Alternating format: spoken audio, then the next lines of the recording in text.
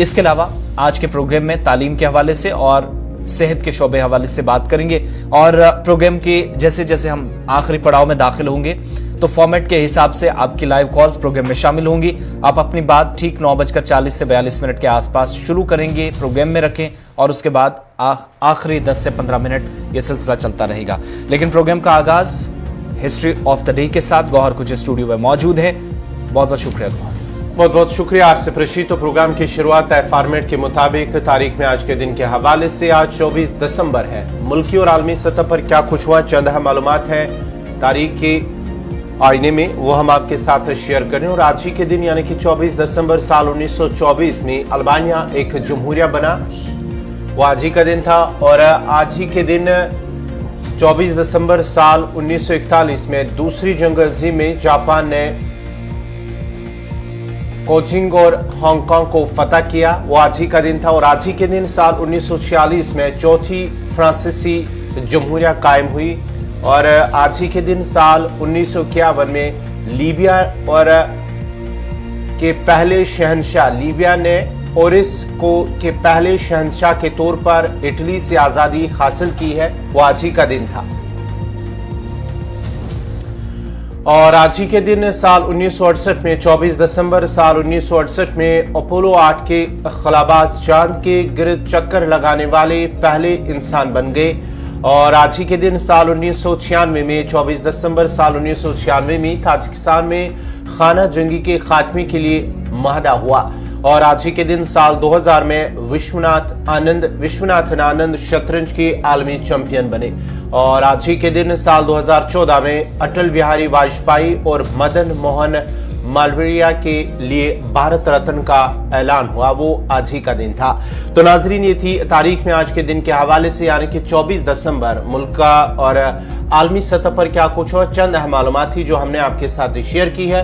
अब खबरों की शुरुआत होगी और खबरों की शुरुआत करेंगे आसिफ रशीद। चलिए प्रोग्राम का आगाज करते हैं और बड़ी खबर के साथ शुरुआत खबर नई दिल्ली से है। लेकिन मुल्क की मुख्तलिफ रियासतों और मरकज के ज़ेर-इंतज़ाम इलाकों के अंदर करोड़ों लोगों को फायदा पहुंचेगा। और नए साल के मौके पर गरीबों को एक तरह से तोहफा मरकजी सरकार ने दिया। काबीना के इजलास में फैसला हुआ कि अब 1 साल तक लोगों को मुफ्त अनाज मिलेगा, यानी जो राशन आपको मिलता था वो 1 साल तक मुफ्त मिलेगा। नेशनल फूड सिक्योरिटी एक्ट के तहत मुफ्त राशन मिलेगा। एक तो ये अनाउंसमेंट, और साथ ही जो PMGK थी यानी प्रधानमंत्री गरीब कल्याण अन्य योजना, उसको सरकार ने तौसीह न देने का फैसला किया। 31 दिसंबर को वो स्कीम खत्म हो रही है जो ऑलरेडी कोविड में चल रही थी। 5 किलो तक राशन दिया जाता था। लेकिन इस फैसले के मुताबिक तकरीबन 81 करोड़ 35 लाख लोगों को जो सब्सिडी वाले बिलों पर अनाज हासिल करते थे, आने वाले 1 साल तक मुकम्मल तौर पर मुफ्त इलाज मिलेगा, मुफ्त अनाज मिलेगा, मुफ्त खुराक दी जाएगी। सरकार के मुताबिक नेशनल फूड सिक्योरिटी एक्ट नफ्सा के तहत सरकार ने मुल्क की 81 करोड़ 35 लाख आबादी को 1 साल तक मुफ्त अनाज फराहम करने का फैसला किया है, जिसमें तकरीबन 2 लाख रुपए का खर्च, 2 लाख करोड़ रुपए का इजाफी खर्च आएगा। इतनी रकम जो पहले खर्च की जाती थी उसमें मजीद इजाफी रकम खर्च की जाएगी। और ये 100% माली बोझ जो है मरकजी सरकार उठाने के लिए तैयार हो गई है। वज़ीर आज़म मोदी की सदारत में देर शाम नई दिल्ली के अंदर मरकजी काबीना की जो कैबिनेट की बैठक थी, मीटिंग थी, वो हुई। उसमें फैसला हुआ और इसके बाद जानकारी दी गई। मरकजी वजीर जो है सनतो खुराक के और शहरी सप्लाई के पीयूष गोयल प्रेस ब्रीफिंग में कहा कि नेशनल फूड सिक्योरिटी एक्ट और अंत्योदया अन्य योजना के तहत तकरीबन 81 करोड़ 35 लाख मुस्तफिदीन जो सब्सिडी वाले नरकों पर यानी बिल्स पर अनाज लेते थे, उन्हें आने वाले 1 साल में दिसंबर 2023 तक मुफ्त अनाज मिलेगा, राशन मुफ्त में देने का फैसला हुआ है। रियासती हुकूमतों को भी इस पर कुछ अदा नहीं करना पड़ेगा। इस फैसले पर अमलावरी पर 2 लाख करोड़ रुपए का माली बोझ पड़ेगा, जिसे 100% मरकजी सरकार उठाएगी। और अंत्योदया यानी AAY जिसमें 35 किलो राशन मिलता होता है पर फैमिली को, एक परिवार को, उसके लिए कोई पैसा अब आपको नहीं देना होगा। और फूड सिक्योरिटी एक्ट में जो 5 किलो दस्तयाब है, इसे मुकम्मल तौर पर मुफ्त बनाया गया है। अब 81 करोड़ 35 लाख लोगों को अनाज जो वो लेते हैं गवर्नमेंट डिपोज से, पहले जो सब्सिडाइज रेट्स पर लेते थे, वो अब उन्हें मुफ्त में मिलेगा। इसमें मजीद जब हम गहराई में गए तो पता यह भी चला कि सरकार के इस फैसले के मुताबिक बहुत सारे लोगों को चूंकि कंफ्यूजन था क्या इसमें बीपीएल और एपीएल वाले भी आते हैं, तो सरकार ने कहा कि एक तो जनरल कैटेगरी इसमें है, जिसमें हम जब इस स्कीम को देखते हैं, एक तो जनरल कैटेगरी और एनएफएसए की ये जो 5 किलो राशन वाली स्कीम है, इनको ये 2 स्कीमें थी जोड़कर एक कर दिया गया है सरकार की तरफ से, ये तो क्लियर कर दिया गया है। अब ये जो इस स्कीम को दोनों को मिलाकर एक किया गया है, तो हुकूमत के मुताबिक इससे क्या होगा कि एक तो जो 3 रुपए के आसपास जो चावल किलो मिलता था पर फैमिली को, उसके लिए वो 3 रुपए भी अदा नहीं करने होंगे। गेहूं के लिए 2 रुपए देने होते थे, वो भी आपको नहीं देने पड़ेंगे। और इसके अलावा सरकार के मुताबिक वो जो सारा खर्च है, ये 81 करोड़ 35 लाख लोगों का, वो सरकार को ही उठाना है। और दूसरी बात ये कि 2 लाख करोड़ रुपए सालाना इस पर खर्च आएगा। अब कुछ लोग इंतजार कर रहे थे कि प्रधानमंत्री गरीब कल्याण अन्न योजना PMGKAY, क्या उस पर भी उसको बढ़ाने का फैसला किया गया है? उसका जवाब ना है, क्योंकि सरकार ने क्लियर कर दिया है वो जो 5 किलो राशन पहले मार्च, फिर सितंबर, फिर दिसंबर, फिर इसी तरीके से सिलसिला कोविड में चलता रहा, 5-5 किलो, जिसमें दाल और चने वगैरह भी लोगों को 5 किलो तक दिए जाते थे कोविड के दौरान, वो बंद करने का फैसला लिया गया है। ये जो 81 करोड़ 35 लाख लोग हैं, ये ज्यादातर क्या या बेशतर आबादी कह लीजिए कि गरीबी की सतह से नीचे जिंदगी गुजारती है। अब इन लोगों में बीपीएल वाले भी आते हैं जो जनरल कैटेगरीज में आते हैं, जिनको अलग अलग नरकों पर जो राशन मिलता रहा 3 से 5.5 रुपए 75 पैसे तक, इस तरीके से। और दूसरा मैक्सिमम लोग वो हैं जो AAY अंत्योदय अन्न योजना के तहत राशन लेते थे, उनको भी कोई पैसा अदा नहीं करना पड़ेगा। मरकजी वजीर ने इसकी वजाहत की, जरा वो भी आपको पहले दिखाते हैं।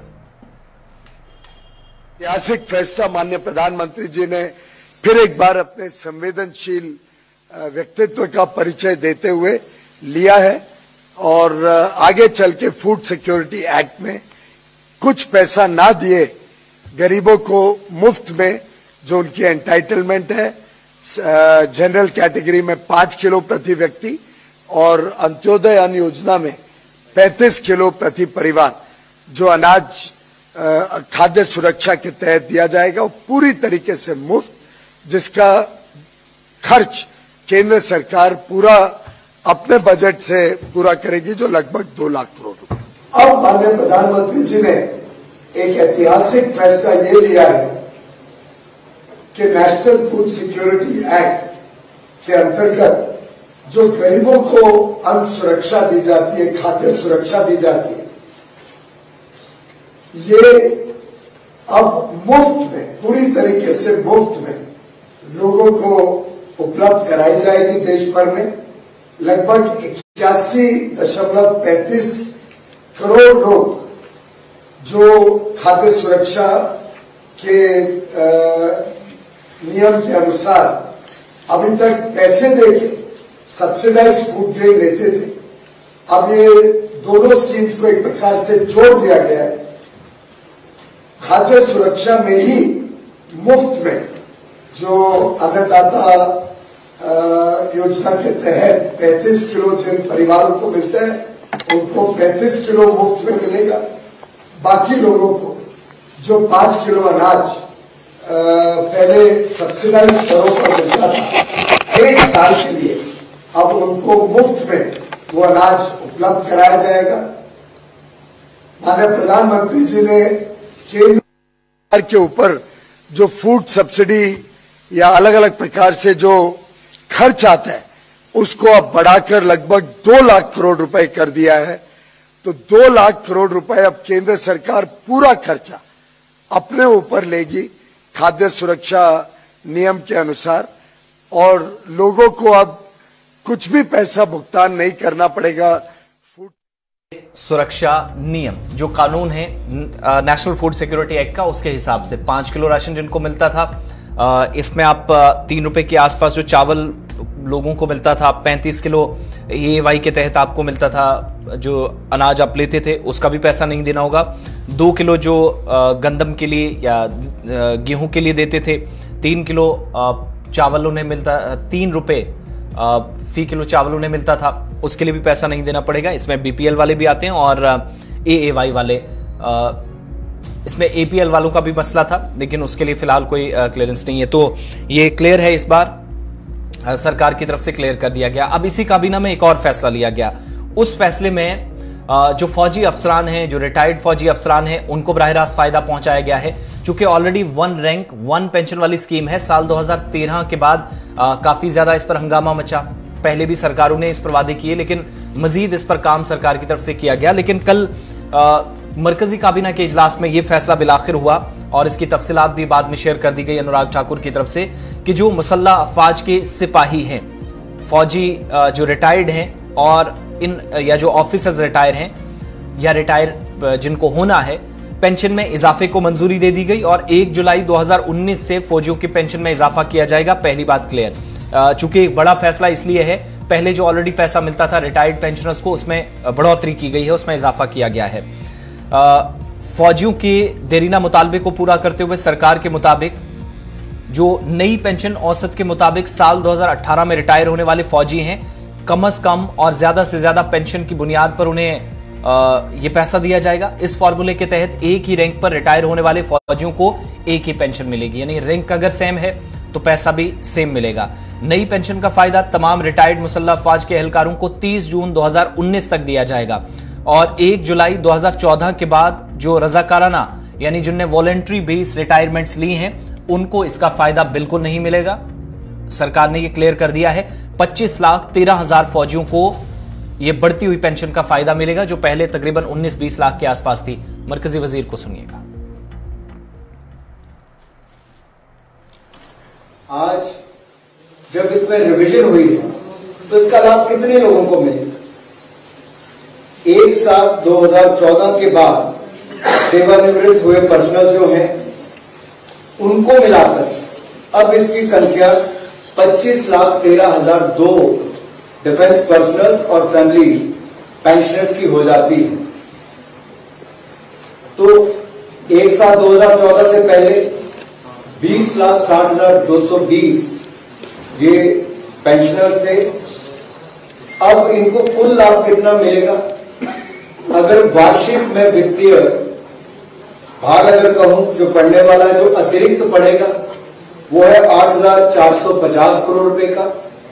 और जो एरियर बनते हैं, क्योंकि इसको जुलाई 2019 से जून 2022 के पीरियड का एरियर भी देने का तय किया गया है और वो 23,638.07 करोड़ रुपया एरियर के रूप में इन सभी डिफेंस फोर्सेस पर्सनल को जो रिटायर हुए हैं और फैमिली पेंशनर्स को इसका लाभ मिलने वाला है। अब 30/6/2019 तक सेवानिवृत्त हो चुके पेंशनर्स की पेंशन को इस प्रकार से रिवाइज किया जाएगा कि उन्हें कैलेंडर वर्ष 2018 में समान रैंक तथा समान सेवा अवधि के बाद सेवानिवृत्त हुए कार्मिकों की औसत पेंशन के बराबर पेंशन मिलेगी और ये रिवीजन 1/7/2019 के प्रभाव से लागू होगा। जो पेंशनर्स इस औसत से अधिक पेंशन प्राप्त कर चुके हैं, उनकी पेंशन उसी दर पर मिलती रहेगी। ये फैमिली पेंशनर्स, वॉर विडोज एवं दिव्यांग पेंशनर्स की पेंशन भी इसी प्रकार रिवाइज की जाएगी। अरियर का भुगतान जो है वो 4 हाफ ईयरली इंस्टॉलमेंट्स में किया जाएगा, लेकिन फैमिली पेंशनर्स और specially and liberalised family pensioners तथा गारंटी अवार्ड विजेताओं को अरियर्स एक ही इंस्टॉलमेंट में भुगतान किया जाएगा। जिन डिफेंस पर्सनल ने 1 जुलाई 2014 के बाद अपनी इच्छा से प्री मैच्योर सेवानिवृत्ति ली है, उन्हें लाभ नहीं मिलेगा। तो ये थे मरकजी वजीर अनुराग ठाकुर जो बात कर रहे थे फौजी जवानों के हवाले से, पेंशनर्स के हवाले से बात की है। अब जरा बढ़ते आगे, बात जरा जम्मू कश्मीर की करेंगे, क्योंकि जम्मू कश्मीर के अंदर भी एक बड़ी खबर जहां एनआई की जानिब से कल छापामारी की गई है मुख्तलिफ अजला के अंदर, जिनमें जनूबी कश्मीर के साथ साथ शुमाली कश्मीर में भी छापामार कार्रवाई की गई है। टेरर फंडिंग मामले को लेकर एनआई की जानिब से ये कार्रवाई की गई है। 14 ऐसे मकामात हैं जहां पर 17 ऐसे मकामात हैं जहां पर एनआई की जानिब से कार्रवाई की गई हैं, छापे मारे गए हैं, जिनमें से जम्मू के साथ साथ कुलगाम, अनंतनाग, पुलवामा और बारामूला डिस्ट्रिक्ट्स जो अजला है वहां पर छापेमारी हुई है। और उसके साथ साथ ही जब छापामारी हुई है तो उन लोगों से पूछताछ की गई है। पूछताछ के साथ साथ ही जब शाम देर गई फिर एनआईए की जानिब से एक बयान जारी हुआ है जिसमें कहा गया है कि जिन अफराद के घरों पर छापामारी हुई है वहां उनसे पूछताछ के साथ साथ मोबाइल फोन, सिम कार्ड्स और कुछ कागजात जो है, दस्तावेजात जो है वो जब्त किए गए हैं। और साथ ही साथ जम्मू से एक शख्स जो कुलगाम से हाल ही में जम्मू मुंतकिल हुआ है, किफायत अहमद इथू नामी एक शख्स क्रिश्चियन कॉलोनी जो प्रेम नगर जम्मू के अंदर है वहां पर उससे गिरफ्तार किया गया, हिरासत में लिया गया है और पूछताछ उनसे की जा रही क्योंकि हाल ही वो कुलगाम से जम्मू मुंतकिल हुआ है। उसके साथ साथ ही उनके घर से मोबाइल फोन, उनका मोबाइल फोन और कुछ कागजात, दस्तावेजात हैं वो जब्त किए गए हैं, एनआईए ने अपने कब्जे में लिए हैं, उनसे पूछताछ भी की जा रही है। उसके साथ साथ ही कुछ और लोग जो कुलगाम और दीगर वादी के मुख्तलिफ इलाकों से जम्मू मुंतकिल हुए हैं वो पुलिस और एनआईए के रडार पर हैं, उनसे नजर रखी जा रही है, ये एनआईए की जानिब से अपने बयान में कहा गया है। और साथ ही साथ पुलवामा के अंदर भी जब छापामारी हुई है तो साबिक पुलिस इंस्पेक्टर के घर पर छापामारी हुई है। कल पुलवामा के अंदर चुरसू, अवंतीपुरा के साथ साथ पुलवामा के अंदर भी कार्रवाई हुई है, छापामारी हुई है।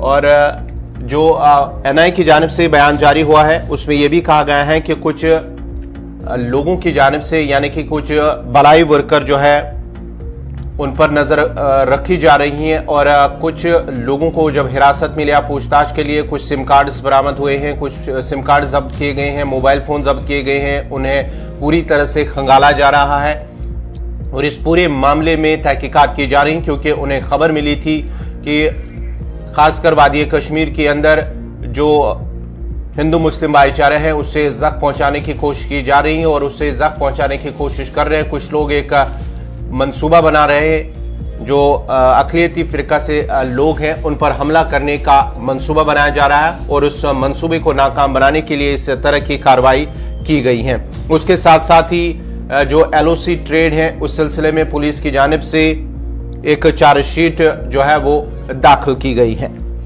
केस साल 2008 का भी है। बारामूला जिले के उड़ी और पुंछ के चिकंदा बाग इलाके के अंदर, चूंकि यहीं पर दोनों मेन सेंटर्स हैं, आर पार तिजारत होती है और तब से ये काम शुरू हुआ।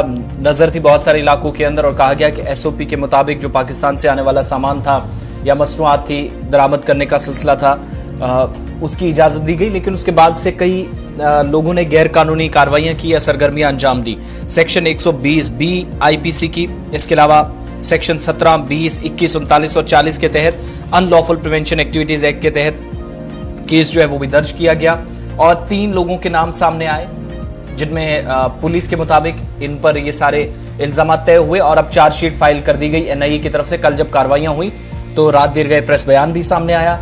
इन लोगों की जो मुल्जिमान है शनाख्त हुई है। तनवीर अहमद वानी, साकिना पुलवामा, अरशद इकबाल ये बारामूला का है और बशीर अहमद, इन 3 लोगों के बतौर इनकी शनाख्त हुई है जिन पर ये इल्जामात है। दस्तावेजात की जांच वगैरह के बाद पता चला कि इन मुल्जिमान ने जो दरामद शुदा बादाम था उसमें सरहद पार से पाकिस्तान वाले से कुछ ऐसे लोगों की तरफ से इस तरह का काम किया गया जो तंजीम हिजबुल मुजाहिदीन काम कर रही थी, उनके साथ जुड़े लोग थे और उनके इशारों पर भी कुछ ऐसे काम हो रहे थे और जिन गाड़ियों में बादाम बाकी चीजें आ रही थी वहां से दस्तावेजात भी बरामद हुए जिनसे पता चला कि इन लोगों के टेरर फंडिंग से रिलेटेड लिंक्स हैं। अब एफआईआर पहले से लगी थी लेकिन इस केस में चार्जशीट भी फाइल कर दी गई है। वक्त अब यहाँ छोटे से ब्रेक का है। ब्रेक के उस पार कुछ और खबरें आपको बताएंगे और एक अहम खबर कि अगर आप किसी डॉक्टर के पास इलाज के लिए जाते हैं तो हो सकता है कि वो फर्जी डॉक्टर हो, क्योंकि इस तरह का एक संगीन मामला वादी कश्मीर से ज़राए के मुताबिक सामने आया है। डिटेल्स थोड़ी देर में आपके सामने रखेंगे। तहकीकात का अमल जारी है। रिपोर्ट्स या डिटेल्स ब्रेक के उस पार।